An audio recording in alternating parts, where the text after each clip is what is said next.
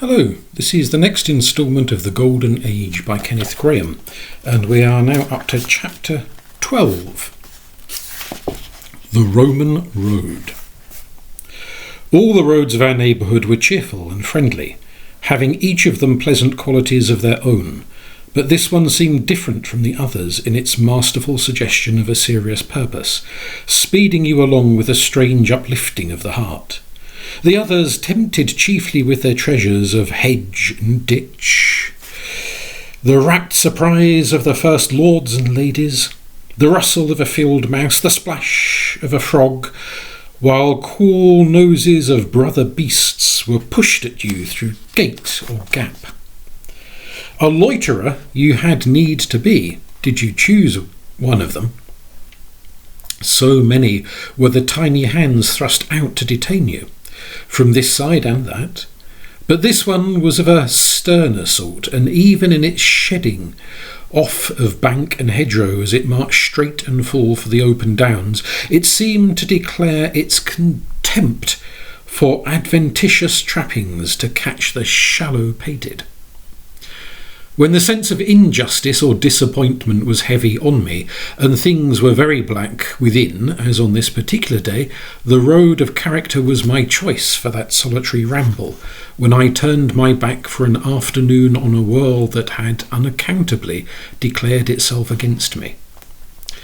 The Knight's Road, we children had named it, from a sort of feeling that, if from any quarter at all it would be down this track, we might some day see Lancelot and his peers come pacing on their great war horses, supposing that any of the stout band still survived in nooks and unexplored places.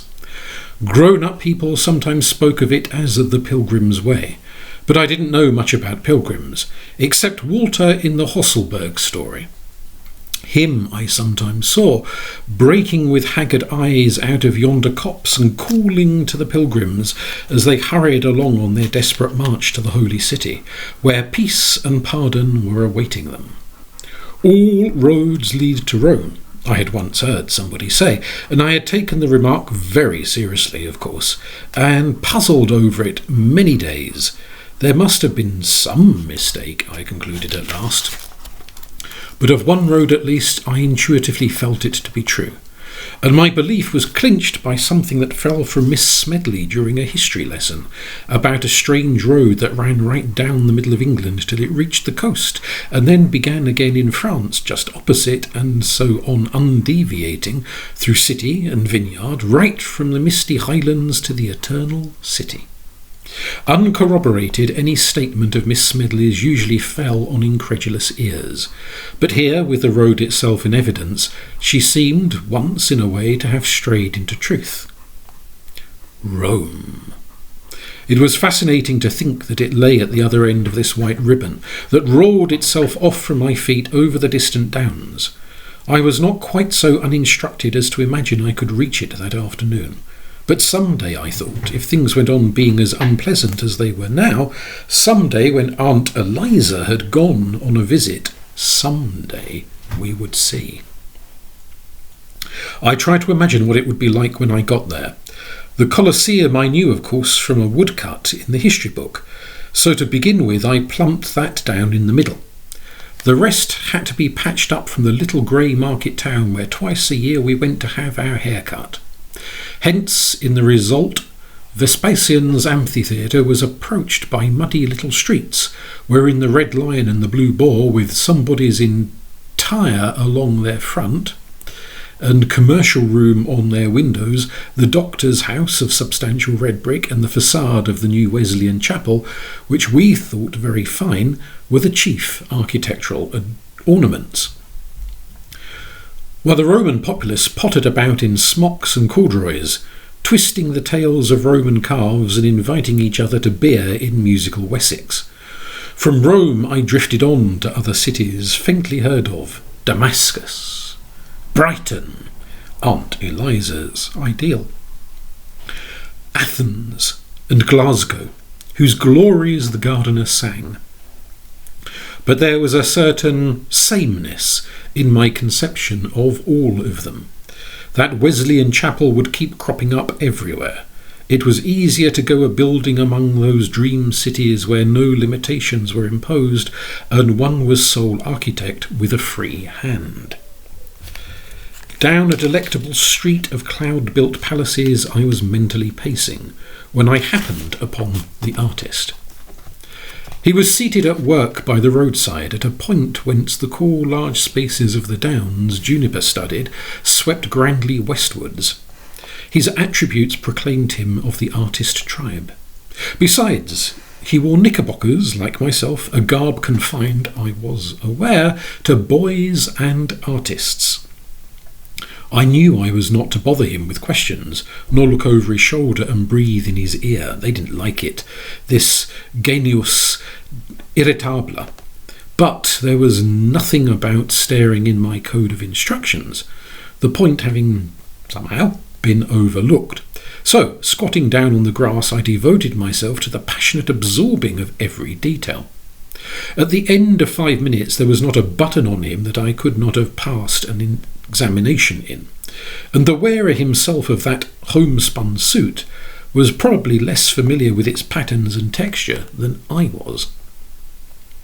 Once he looked up, nodded, half held out his tobacco pouch, mechanically, as it were, then returning it to his pocket resumed his work, and I my mental photography. After another 5 minutes or so had passed, he remarked, without looking my way, "Fine afternoon we're having. Going far today?" "No, I'm not going any farther than this," I replied. "I was thinking of going on to Rome, but I've been put off it." "Pleasant place, Rome," he murmured. "You'll like it." It was some minutes later that he added, "But I wouldn't go just now if I were you, too jolly hot." "You haven't been to Rome, have you?" I inquired. "Rather," he replied briefly. "I live there." This was too much, and my jaw dropped as I struggled to grasp the fact that I was sitting there talking to a fellow who lived in Rome. Speech was out of the question. Besides, I had other things to do. 10 solid minutes had I already spent in an examination of him as a mere stranger and artist, and now the whole thing had to be done over again, from the changed point of view. So I began afresh, at the crown of his soft hat, and worked down to his solid British shoes, this time investing everything with the new Roman halo. And at last I managed to get out, "But you don't really live there, do you?" never doubting the fact, but wanting to hear it repeated. "Oh, well," he said good-naturedly, overlooking the slight rudeness of my inquiry, "I live there as much as I live anywhere. About half the year sometimes. I've got a sort of shanty there. You must come and see it some day." "But do you live anywhere else as well?" I went on, feeling the forbidden tide of questions surging up within me. "Oh yes, all over the place," was his vague reply. "And I've got a digging somewhere off Piccadilly." "Where's that?" I inquired.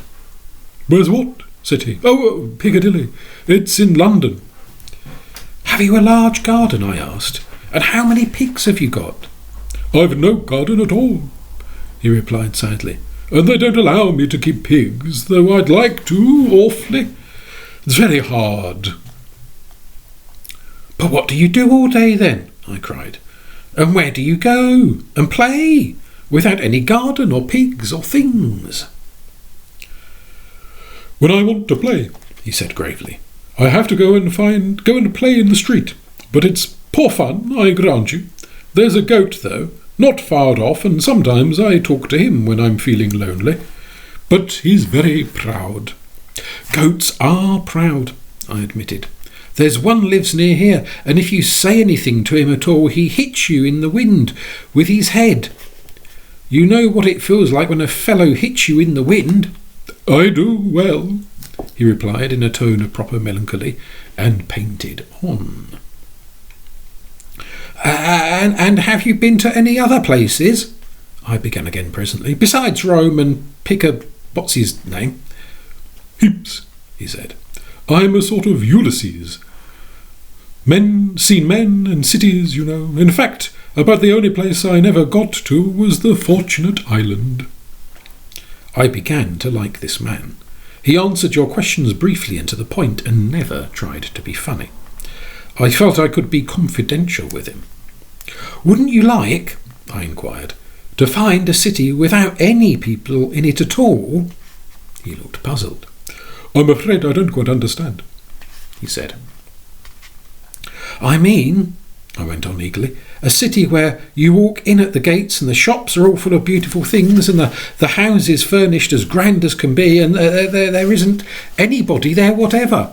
And you go into the shops and take anything you want, chocolates and magic lanterns and injure rubber balls, and there's nothing to pay, and you choose your own house and live there and just do just as you like and never go to bed unless you want to. The artist laid down his brush. That would be a nice city, he said. Better than Rome. But you can't do that sort of thing in Rome, or in Piccadilly either. But I fear it's one of the places I've never been to. And you'd ask your friends, I went on, warming to my subject. Only those you really like, of course. And they'd each have a house to themselves. There'd be lots of houses, and there wouldn't be any relations at all, unless they promised they'd be pleasant, and if they weren't, they'd have to go. So you wouldn't have any relations, said the artist. Well, perhaps you're right. We have tastes in common, I see. I'd have Harold, I said reflectively, and Charlotte. They'd like it awfully. The others are getting too old. Oh, and Martha, I'd have Martha to cook and wash up and do things. You'd like Martha. She's ever so much older than Aunt Eliza. She's my idea of a real lady. Then I'm sure I should like her, he replied heartily.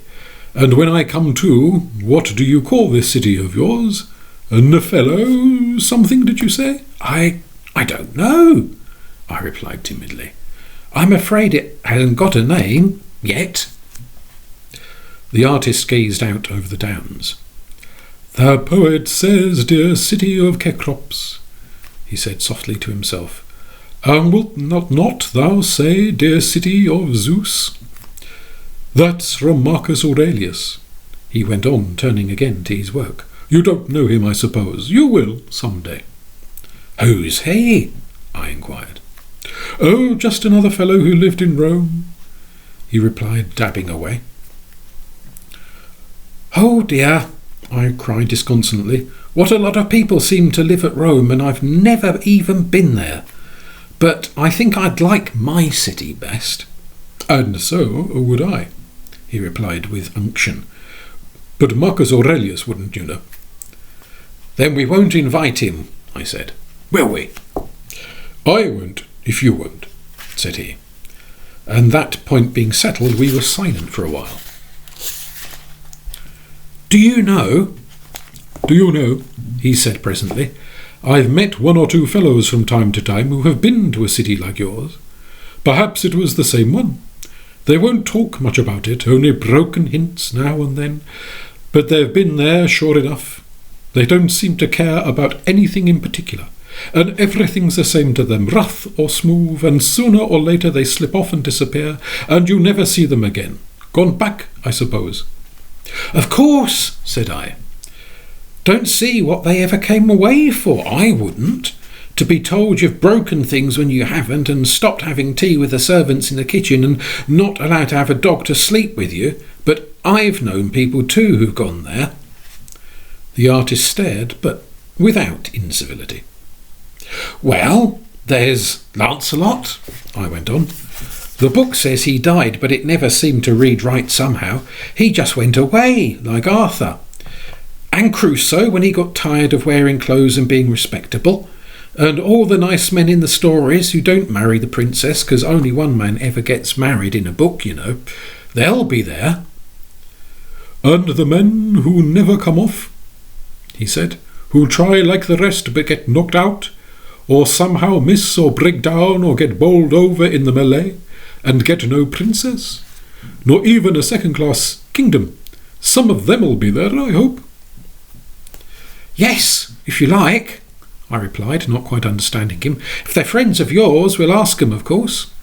What a time we shall have, said the artist reflectively, "and how shocked old Marcus Aurelius would be." The shadows had lengthened uncannily. A tide of golden haze was flooding the grey-green surface of the downs, and the artist began to put his traps together, preparatory to a move. I felt very low. We would have to part, it seemed, just as we were getting on so well together. Then he stood up, and he was very straight and tall, and the sunset was in his hair and beard as he stood there, high over me. He took my hand like an equal.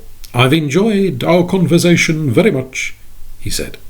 "That was an interesting subject you started, and we haven't half exhausted it. We shall meet again, I hope." "Of course we shall," I replied, surprised there should be any doubt about it. "In Rome, perhaps," said he. "Yes, in Rome," I answered, "or Picky the other place, or somewhere." "Or else," said he, "in that other city when we've found the way there, and I'll look out for you, and you'll sing out as soon as you see me, and we'll go down the street arm in arm and into all the shops, and then I'll choose my house and you'll choose your house, and we'll live there like princes and good fellows." "Oh, but you'll stay in my house, won't you?" I cried. "I wouldn't ask everybody, but I'll ask you."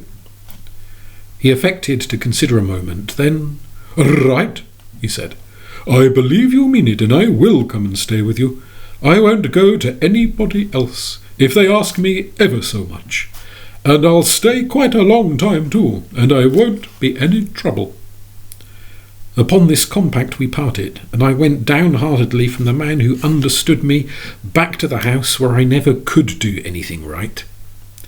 How was it that everything seemed natural and sensible to him, which these uncles, vicars, and other grown-up men took for the merest tomfoolery? Well, he would explain this and many another thing when we met again. The knight's road, how it always brought consolation. Was he possibly one of those vanished knights I had been looking for so long? Perhaps he would be in armour next time. Why not? He would look well in armour, I thought, and I would take care to get there first and see the sunlight flash and play on his helmet and shield as he rode up the high street of the Golden City.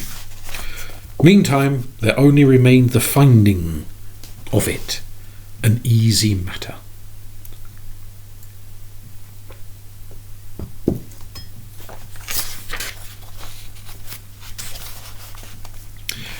Chapter 13.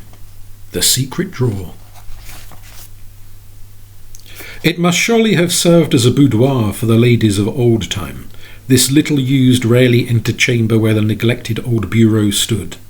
There was something very feminine in the faint hues of its faded brocades, in the rose and blues of such bits of china as yet remained, and in the delicate old-world fragrance of potpourri from the great bowl, blue and white with funny holes in its cover, that stood on the bureau's flat top. Modern aunts disdained this out-of-the-way backwater upstairs room, preferring to do their accounts and grapple with their correspondence in some central position, more in the whirl of things, whence one eye could be kept on the carriage drive while the other was alert for malingering servants and marauding children. Those aunts of a former generation, I sometimes felt, would have suited our habits better. But even by us children, to whom few places were private or reserved, the room was visited but rarely. To be sure, there was nothing particular in it that we coveted or required. Only a few spindle-legged gilt-backed chairs, an old harp on which, so the legend ran, Aunt Eliza herself used once to play, in years remote unchronicled, a corner cupboard with a few pieces of china, and the old bureau. But one thing the room possessed peculiar to itself, a certain sense of privacy, a power of making the intruder feel that he was intruding. Perhaps even a faculty of hinting that someone might have been sitting on those chairs, writing at the bureau or fingering the china just a second before one entered. No such violent word as haunted could possibly apply to this pleasant old-fashioned chamber, which indeed we all rather liked. But there was no doubt it was reserved and standoffish, keeping itself to itself. Uncle Thomas was the first to draw my attention to the possibilities of the old bureau. He was pottering about the house one afternoon, having ordered me to keep at his heels for company. He was a man who hated to be left 1 minute alone. When his eye fell on it, Sheraton, he remarked. He had a smattering of most things, this uncle, especially the vocabularies. Then he let down the flap and examined the empty pigeonholes and dusty panelling. "Fine bit of inlay," he went on. "Good work, all of it. I know the sort. There's a secret drawer in there somewhere." Then, as I breathlessly drew near, he suddenly exclaimed, "By Jove, I do want a smoke." And wheeling round, he abruptly fled for the garden, leaving me with a cup dashed from my lips. What a strange thing, I mused, was this smoking, that takes a man suddenly, be he in the court, the camp, or the grove, grips him like an efreet and whirls him off to do its imperious behests. Would it be even so with myself, I wondered, in those unknown grown-up years to come? But I had no time to waste in vain speculations. My whole being was still vibrating to those magic syllables, secret drawer. And that particular chord had been touched that never fails to thrill responsive to such words as cave, trapdoor, sliding panel, bullion, ingots, or Spanish dollars. For besides its own special bliss, who ever heard of a secret drawer with nothing in it? And oh, I did want money so badly. I mentally ran over the list of demands which were pressing me the most imperiously. First, there was the pipe I wanted to give to George Janaway. George, who was Martha's young man, was a shepherd and a great ally of mine.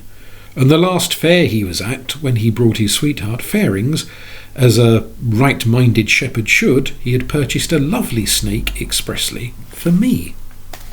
One of the wooden sort with joints, waggling deliciously in the hand, with yellow spots on a green ground, sticky and strong-smelling, as a fresh-painted snake ought to be, and with a flannel red tongue pasted cunningly into its jaws.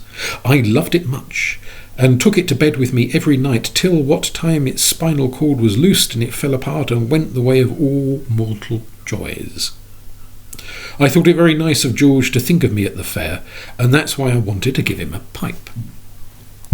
When the young year was chill and lambing time was on, George inhabited a little wooden house on wheels, far out on the wintry downs, and saw no faces but such as were sheepish and woolly and mute. And when he and Martha were married, she was going to carry his dinner out to him every day, 2 miles, and after it, perhaps he would smoke my pipe. It seemed an idyllic sort of existence for both the parties concerned, but a pipe of quality, a pipe fitted to be part of a life such as this, could not be procured, so Martha informed me, for a smaller sum than 18 pence. And meantime, there was the 4pence I owed Edward. Not that he was bothering me for it, but I knew he was in need of it himself to pay back Selina, who wanted it to make up a sum of 2 shillings to buy Harold an ironclad for his approaching birthday. HMS Majestic, now lying uselessly careened in the toy shop window, just when her country had such sore need of her.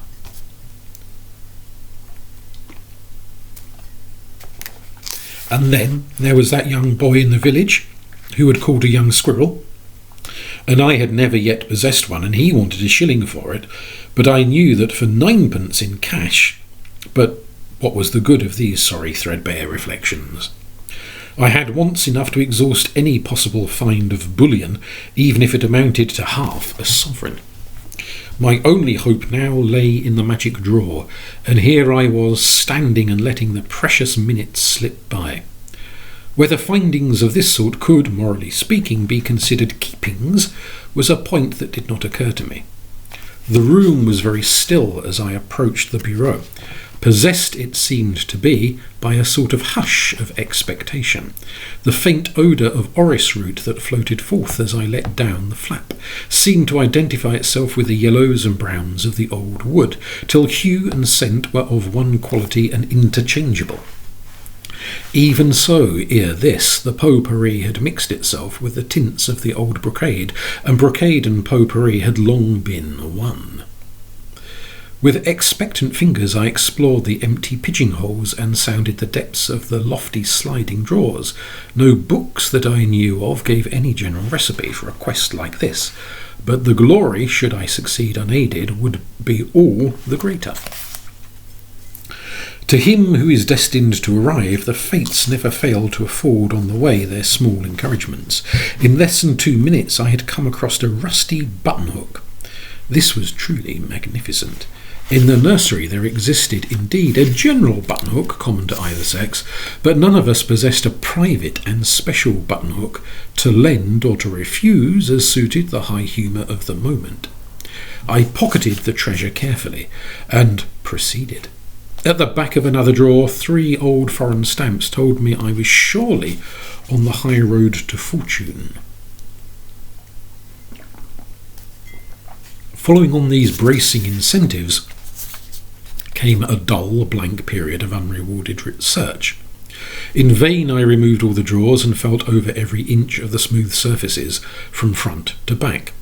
Never a knob, spring or projection met the thrilling fingertips. Unyielding the old bureau stood, stoutly guarding its secret, if secret it really had. I began to grow weary and disheartened. This was not the first time that Uncle Thomas had proved shallow, uninformed, a guide into blind alleys where the echoes mocked you. Was it any good persisting longer? Was anything any good whatever? In my mind I began to review past disappointments, and life seemed one long record of failure and of non-arrival. Disillusioned and depressed, I left my work and went to the window. The light was ebbing from the room and seemed outside to be collecting itself on the horizon for its concentrated effort of sunset.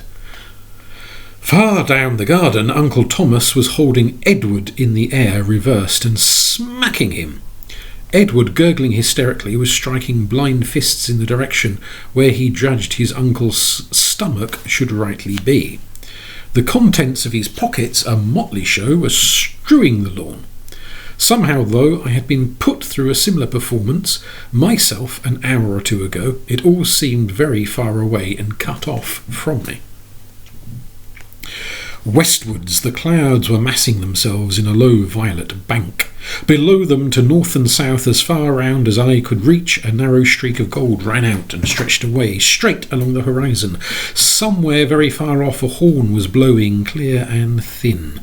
It sounded like the golden streak grown audible, while the gold seemed the visible ground. It pricked my ebbing courage, this blended strain of music and colour. I turned for a last effort, and Fortune thereupon, as if half ashamed of the unworthy game she had been playing with me, relented, opening her clenched fist. Hardly had I put my hand once more to the obdurate wood than, with a sort of small sigh, almost a sob, as it were, of relief, the secret drawer sprang open. I drew it out and carried it to the window to examine it in the failing light. Too hopeless had I gradually grown in my dispiriting search to expect very much. And yet, at a glance, I saw that my basket of glass lay in shivers at my feet. No ingots nor dollars were here to crown me the little Monte Cristo of a week.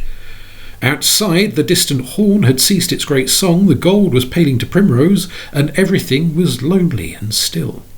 Within, my confident little castles were tumbling down like so many card-houses, leaving me stripped of estate, both real and personal, and dominated by the depressing reaction. And yet, as I looked again at the small collection that lay within that drawer of disillusions, some warmth crept back to my heart as I recognised that a kindred spirit to my own had been at the making of it. 2 tarnished gilt buttons, naval, apparently, a portrait of a monarch unknown to me, cut from some antique print and deftly coloured by hand in just my own bold style of brushwork, some foreign copper coins, thicker and clumsier of make than those I hoarded myself, and a list of birds' eggs with names of the places where they had been found. Also a ferret's muzzle, and a twist of tarry string, still faintly aromatic.